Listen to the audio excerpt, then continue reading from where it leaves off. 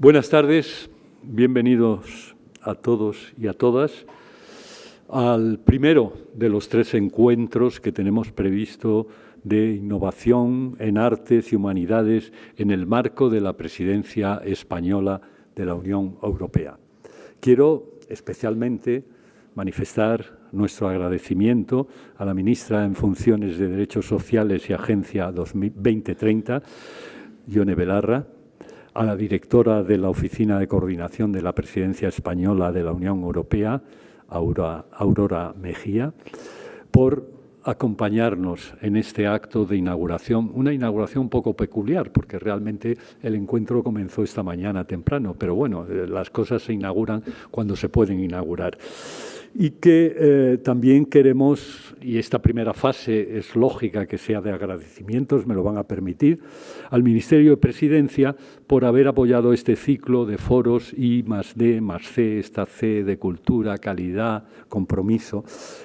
titulado Europa Futura, así como la otra gran actividad del círculo que ya tuvimos en días pasados y que fue la de nosotras, las europeas, sobre las mujeres en los varios ámbitos protagonistas del pasado, del presente y del futuro de la construcción europea.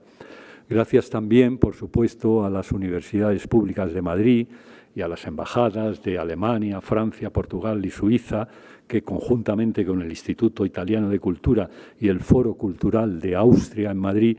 porque han apoyado precisamente esta edición europea y europeísta, cómo no, de los foros I+D+C. A esta primera, les advierto, que se sumarán otras 2, el 7 de noviembre y el 4 de diciembre, para reflexionar sobre temas de hondo calado precisamente en este semestre europeo. Esas son calidad democrática y transiciones socioecológicas.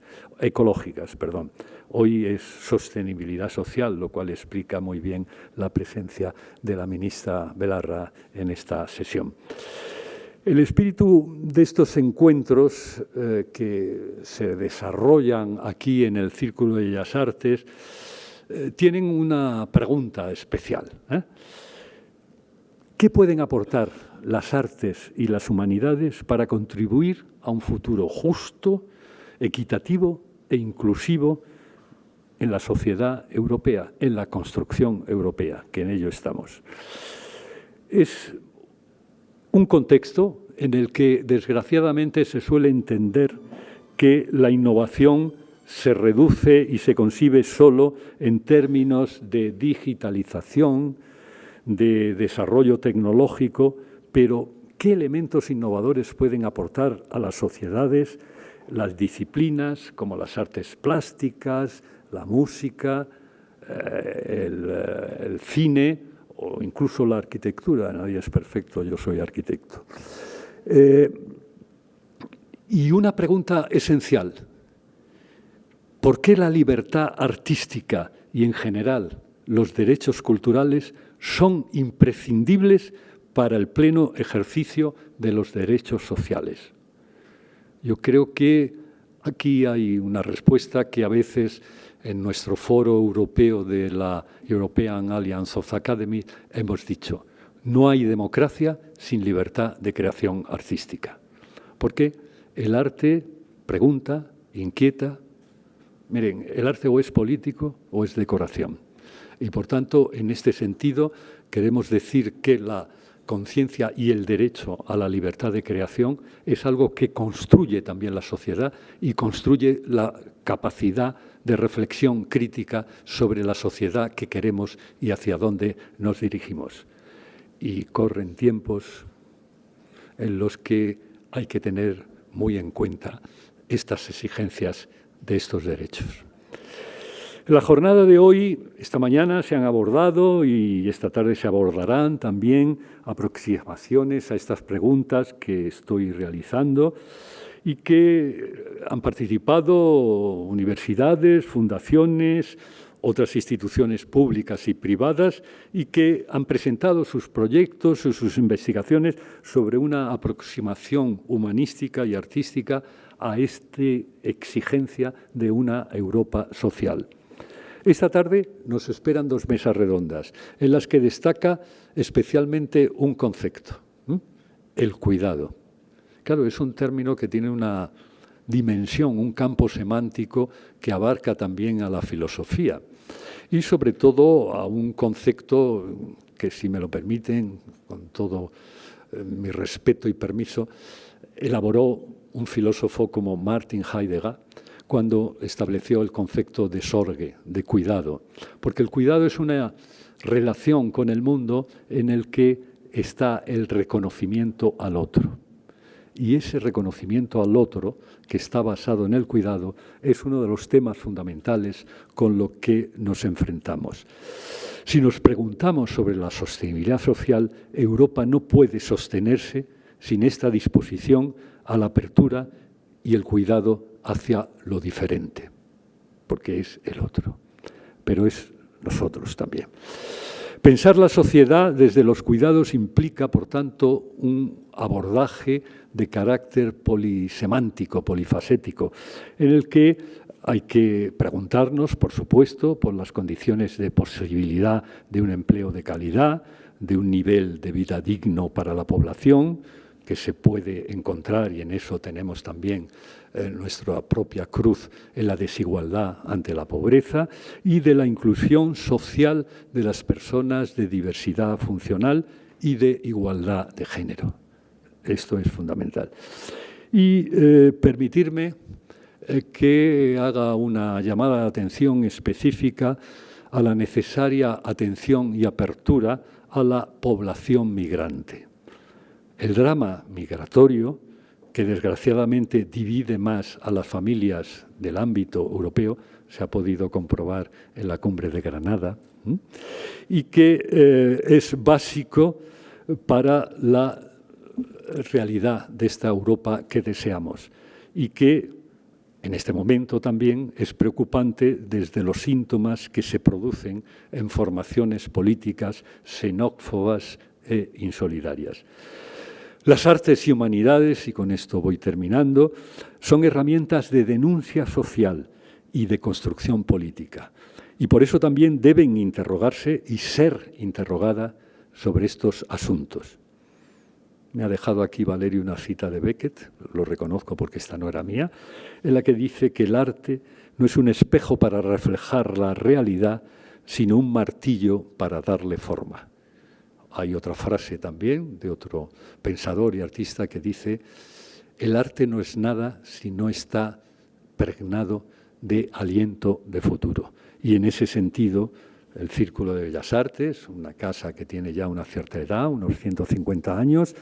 y que además somos Casa de Europa en Madrid, siente precisamente esta responsabilidad de trasladar a la sociedad las preguntas para este debate y contribuir, intentar contribuir entre todos a ese logro de una Europa más igualitaria, más libre y más justa. Muchas gracias por su presencia. Ministra, adelante.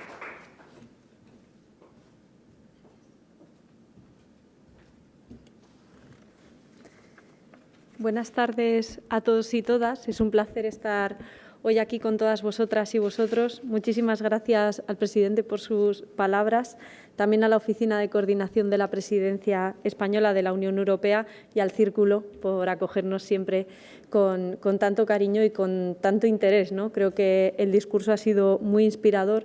y creo que eso tiene que ver fundamentalmente con que ahora mismo estamos en un proceso en el cual hay 2 proyectos de Europa que están en pugna. Tenemos 2 proyectos políticos para Europa, una Europa de los derechos, una Europa que se siente democrática y que entiende que la democracia está en estos momentos sometida a riesgos muy importantes, y al mismo tiempo tenemos un proyecto europeo que pugna por salir, en el que vemos como la Europa fortaleza, la Europa en la que la xenofobia, el racismo, la extensión del discurso del odio también se expresa de manera política. Esto me parece importante porque esta presidencia española del Consejo de la Unión Europea se produce en un momento en el que nos estamos jugando mucho en España, pero que también en el que también nos estamos jugando mucho como Unión Europea. Creo humildemente que la experiencia del Gobierno de coalición, y no deja de ser paradójico, creo que este Gobierno de coalición haya sido un alumno aventajado de una Comisión Europea liderada por Ursula von der Leyen. Creo que eso tiene que ver con que este Gobierno sí ha sido capaz de contribuir de alguna manera a ese proyecto europeo de derechos, una Europa social, una Europa en la que caben todas las personas y que entiende que todas las personas tienen que tener sus derechos garantizados. Creo que además esta legislatura nos ha dejado algunos aprendizajes y que merece la pena echar la vista atrás para poder mirar al futuro con esperanza, que es lo que voy a tratar de hacer en la tarde de hoy. Creo que ha habido una reflexión muy importante en el seno de la Unión Europea que tiene que ver fundamentalmente con reconocer, aunque sea tácitamente, los errores que se cometieron con la gestión de la crisis financiera del año 2008. Si pensamos en cómo hemos salido como Europa de la crisis económica derivada de la pandemia, las decisiones que se han tomado desde la Comisión Europea son radicalmente distintas a las que se tomaron hace una década. Y creo que hemos demostrado humildemente, con ese alumno aventajado, creo que ha sido el Gobierno de España, que se podía gestionar una crisis económica poniendo a la gente a cubierto, protegiendo los derechos, y que eso además no solo ha sido lo más humano, sino que además ha sido lo económicamente mejor. Solo quien abiertamente miente o quien desconoce la verdad puede decir que actualmente España no es una de las economías con más fortaleza de la Unión Europea. Y eso tiene que ver con las medidas que nos ha ayudado a desplegar la Comisión y que creo que el Gobierno de España ha desplegado con acierto. Quería mirar a la pandemia en esta intervención porque creo que pasamos página demasiado rápido. Creo que muchas hemos olvidado o prácticamente olvidado, o al menos así lo parece en los temas que se abordan en los medios de comunicación, que hace muchísimo tiempo que estuvimos confinadas, que dejamos de ver a nuestros seres queridos, y creo que merece la pena hacer un ejercicio de memoria porque creo que los aciertos con los que enfocamos cómo abordar la pandemia nos pueden ayudar a enfocar otros grandes problemas que tenemos actualmente y que tienen que ver con la desigualdad social tan profunda que existe en España y en el resto de países europeos, y también con una emergencia climática que cada vez se hace más presente, cada vez se hace más evidente y que tenemos que abordar con mucha valentía, ¿no? Y con mucha entereza. Con la pandemia, la humanidad demostró que se puede abordar un problema desconocido de una manera muy rápida, en la que en apenas semanas teníamos un método muy eficaz para frenar el virus, que eran los confinamientos, y en apenas unos meses fuimos capaces de desarrollar una vacuna que nos trajo a la normalidad. Escuché hace un tiempo decir que el problema que tiene la emergencia climática es que no es que vaya demasiado rápido, sino que va demasiado despacio. Creo que es algo que tiene que ver también con la normalización que hemos tenido de la desigualdad social en España. Creo que si somos capaces de desarrollar estrategias más valientes, de transformación más profunda, más parecido a lo que hicimos con la pandemia, en la que la urgencia era evidente y todo el mundo sabía que tenía que dar lo mejor de sí, creo que si enfocamos con ese espíritu otros retos como la emergencia climática y la desigualdad social, vamos a ser capaces de acertar mucho más. Esto, atender lo urgente al mismo tiempo que empujábamos lo importante, es lo que humildemente ha tratado de hacer este Gobierno en una legislatura muy difícil, en la que hemos tenido que tomar decisiones muy complejas. Y creo que el saldo de cuentas, el balance es positivo. Creo que podemos tener la conciencia tranquila de que hicimos todo lo que estaba en nuestra mano. Algunos hechos son históricos, desde la nueva generación de derechos feministas, la subida del salario mínimo, las rebajas en el transporte público. Sería una larga lista de políticas muy novedosas y muy valientes que ha puesto en marcha este Gobierno, que creo que es lo que debe impregnar la presidencia europea y lo que hemos tratado de impulsar a través de distintas conclusiones que estamos impulsando en el seno del Consejo. En primer lugar, España está intentando empujar una Europa de los derechos y para eso el impulso a expedientes como la tarjeta europea de discapacidad que haga que por fin todas las personas, independientemente de sus capacidades, puedan disfrutar de todos sus derechos en la Unión Europea. Confío en que va a ser una realidad durante la presidencia española. Creo también que el impulso que le estamos dando a debates que, si no, nadie más empuja, como es la lucha contra el sinhogarismo, como es avanzar de manera decidida en la lucha contra la pobreza infantil en un país como el nuestro, que sigue teniendo una herida profunda en pobreza infantil, me parece que son temas que era el Gobierno de España el que podía ponerlos en la agenda política europea y, si no, nadie más lo iba a hacer, ¿no? Al mismo tiempo, como decía hace un momento, empujar lo que hemos llamado la Europa de los cuidados. Los cuidados tienen una particularidad muy concreta y es que todos y todas vamos a necesitar los cuidados a lo largo de toda la vida. La intensidad que necesitan algunas personas, que necesitamos las personas, ¿no?, por la propia trayectoria humana, en la cual en la primera infancia y también en las personas más mayores esos cuidados necesitan de una mayor intensidad y por eso se hacen más visibles. Creo que el Gobierno de España ha colocado ese tema delante también en la agenda pública. Hemos hecho una inversión récord en materia de dependencia y también hemos apostado como nunca antes por las escuelas infantiles de 0 a 3 años. Pero creo que necesitamos ir hacia un cambio de mirada en la cual entendemos que todas las personas a lo largo de toda nuestra vida necesitamos de los cuidados. Somos animales sociales y que, por tanto, necesitamos de esa interrelación con las demás personas para vivir. Nadie vive solo. Serían estas las primeras conclusiones en materia de cuidados que se aprueban en el seno de la Unión Europea y creo que ese impulso es fundamental. Y ya para terminar, creo que uno de los elementos centrales que hemos puesto también encima de la mesa era la defensa de la Agenda 2030 como lo que es el mayor acuerdo político al que ha llegado la comunidad internacional nunca antes. Y creo que, además, esa defensa era imprescindible. Creo que este Gobierno lo hubiera tenido muy fácil para posponer sus objetivos, atendiendo a razones de peso, ¿no?, cuestiones muy acuciantes que nos han afectado durante toda la legislatura, desde la pandemia a las consecuencias ahora de la guerra en Ucrania. Pero, muy al contrario, este Gobierno se ha tomado muy en serio el despliegue de la Agenda 2030, no como un ejercicio de greenwashing, no como un ejercicio de pinkwashing, no como un lavado de cara, sino como un compromiso serio con la transformación social. Yo creo que ahí está la clave del éxito. Creo que cuando se ataca la Agenda 2030 y se dibuja, ¿no?, como una agenda que solo llega a las capas más altas de nuestra sociedad a nivel económico, tenemos un problema. Necesitamos que la Agenda 2030 llegue a las personas y las personas entiendan hasta qué punto el cumplimiento de esta agenda mejoraría su vida cotidiana de manera muy evidente. Y en ese sentido, yo creo que las conclusiones del Consejo que vamos a empujar en materia de localización de la Agenda 2030 son también cuestiones centrales para que la Agenda 2030 gane en credibilidad y nadie pueda cuestionarla porque, como digo,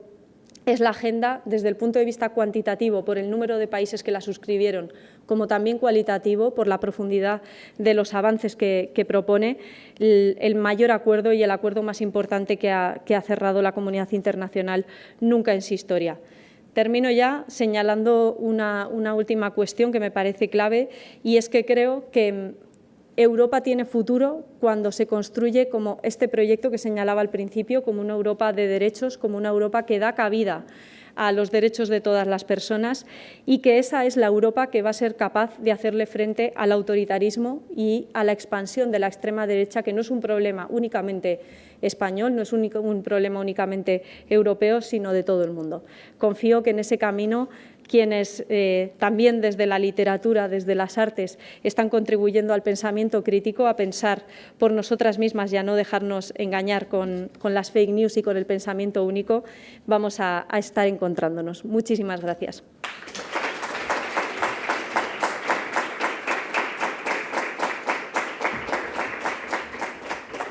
Directora.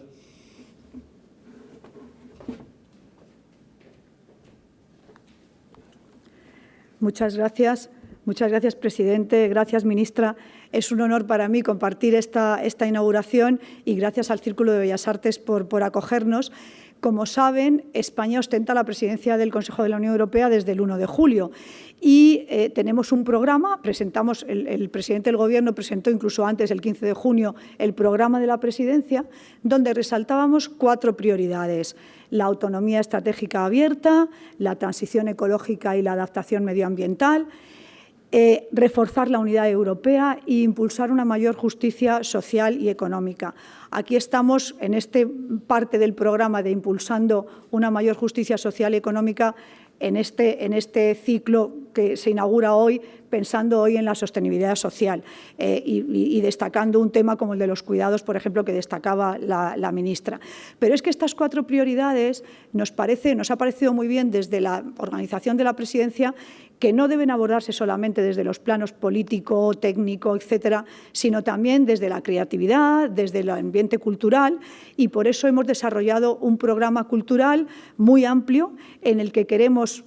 apostar porque la presidencia española del Consejo de la Unión Europea llegue también a otros ámbitos, llegue un poco a todo el mundo. Nuestro lema, el lema de la presidencia es Europa más cerca, y ahí pues, el ámbito del mundo cultural tiene mucho que decir, porque, como decía el presidente también, es verdad que la reflexión y el debate nos ayudan a comprender la realidad actual, a explorar alternativas posibles, impulsar el espíritu crítico nos abre perspectivas que nos permite diseñar nuevos escenarios de futuro, y por eso estamos muy satisfechos de haber organizado, entre otras partes de nuestro programa cultural, colaborar en este ciclo de conferencias y debates con el Círculo de Bellas Artes, que también es Casa de Europa, como reconocía el presidente, y que es una de las instituciones con mayor prestigio cultural en España. Así que muchas gracias. Y este formato escogido de I+D+C, innovación, desarrollo, y luego la C, que es cultura, creatividad, ciencia, creemos que es muy importante porque nos permite abordar estas temáticas que están dentro de las prioridades del programa de la presidencia con la libertad de un pensamiento innovador y que nos ayude a buscar esos caminos de futuro de la Unión Europea. Precisamente, al hablar de esta Europa futura, construyendo la Europa que queremos, me gustaría destacar que justo en este Consejo Europeo Informal en Granada, celebrado la semana pasada, los líderes, los jefes de Estado y de Gobierno, han hablado ya por primera vez, con un debate muy estratégico, de qué Europa queremos para el futuro, cómo se plantea la Europa para el futuro de los próximos años. Ahí, esas 2 versiones de Europa que citaba la ministra, es muy importante lo que se juega Europa en estas próximas elecciones europeas, por ejemplo, el año que viene, y qué vamos a hacer durante el próximo ciclo, la próxima comisión, el próximo ciclo legislativo de la Unión Europea. ¿Hacia dónde vamos a ir? Pues bien, ese debate se ha empezado a discutir ya a nivel de jefes de Estado y de Gobierno en Granada, y ahí pues queremos apostar por este futuro de Europa, donde una de las prioridades, como decía, es apostar por una mayor justicia social y económica, y donde España es verdad que tiene un gran papel. No es por echarnos flores como españoles, decir que lo estamos haciendo muy bien, pero es verdad que en los avances en el Pilar Europeo de Derechos Sociales somos líder. En la Cumbre Social de Oporto, que ha sido una de las cumbres como el Consejo Europeo Informal que hemos celebrado en Granada, el que hicieron los portugueses en su presidencia en Oporto en 2021, España ya presentó un papel con propuestas para el Pilar Europeo de Derechos Sociales mucho más avanzadas de las que se cerraron finalmente en las conclusiones de Oporto. Nosotros queríamos ir mucho más allá, y ahí vamos a estar empujando, y por eso pues estas prioridades de la presidencia, a ver qué conseguimos de aquí a diciembre, pero nuestro objetivo es avanzar mucho más en este Pilar Europeo de Derechos Sociales. En este formato que estamos haciendo aquí en el Círculo de Bellas Artes, creemos que con estas jornadas van a ayudar a sacar a la luz todos estos debates, van a ayudar a presentar propuestas que van luego a servirnos para forjar esta Europa del futuro que queremos, y esperemos que todos ustedes disfruten de este foro. Ya me han dicho que el taller que ha comenzado esta mañana ha sido muy útil porque colaboran con el Círculo de Bellas Artes las universidades, embajadas de países europeos, etcétera, que van a seguir formando parte también en los otros 2 debates que vamos a tener en noviembre y en diciembre, y que con todo eso, pues será un granito más de arena, y seguro que muy grande, que aportará el Círculo de Bellas Artes a todo este conglomerado de ideas que queremos para la próxima, la Europa del futuro que queremos. En un país como España, que en línea con el programa de la presidencia, y todo el mundo lo sabe, nuestros colegas europeos lo saben, somos un país comprometido, no solo europeísta, sino con la democracia, con la transición ecológica, con el feminismo, con la justicia social y, en definitiva, con el futuro de esta Europa que queremos, que es esta versión de las dos que hay en liza, por la que España apuesta claramente. Así que, enhorabuena, que sigan bien estos debates en el Círculo de Bellas Artes y muchas gracias.